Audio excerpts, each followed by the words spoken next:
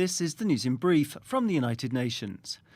The humanitarian crisis in Afghanistan is worsening and funding for emergency aid is urgently needed to help 20 million people there, the UN Refugee Agency, UNHCR, said on Tuesday.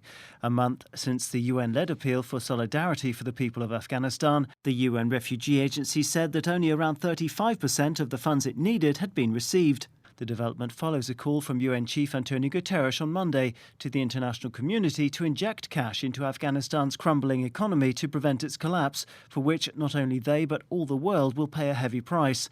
Speaking from Kabul, UNHCR spokesperson Babar Baloch said that economic collapse had to be avoided at all costs, particularly as temperatures were now plunging at night with the approach of winter. So resources are really needed to reach more and more Afghans. I mean, when we talk about half of the population relying on humanitarian assistance here, 20 million, that number is rising day by day.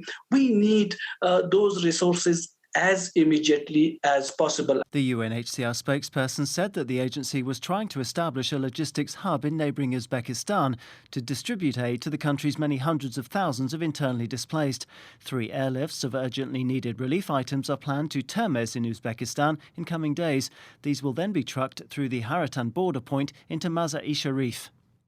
To Libya now, where migrants and asylum seekers have been facing increasingly heavy-handed treatment from targeted security operations that have resulted in at least 1 death and a steep increase in detentions.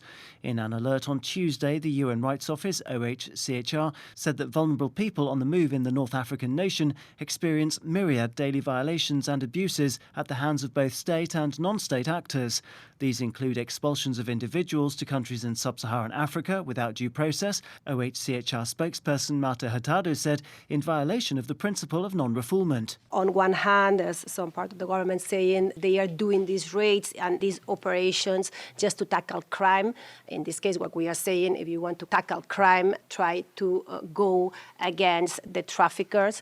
Don't go and pick up the migrants and detain the migrants that are quite often the victims of these traffickers. Ms. Hurtado expressed concern at a number of major incidents in which migrants and asylum seekers had been targeted since the beginning of October.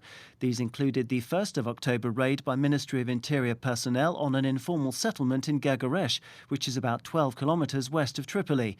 Women, children and men were arrested and handcuffed, including some individuals who were reportedly registered with UNHCR. Security forces used unnecessary and disproportionate force to detain them, including shooting and beating those who resisted or tried to escape, Ms. Hurtado said. A nature-based solution to climate change now, thanks to a UN initiative to restore degraded forest in Europe. Led by the UN Economic Commission for Europe, UNECE, the plan involves 14 countries in the east and southeast of the continent, from Albania to Ukraine. They've committed to reinstating more than 4 million hectares of land by 2030 under the Global Bond Challenge, UNECE said on Tuesday. This is on top of the 2.5 billion hectare restoration pledge made in 2018, the UN body said.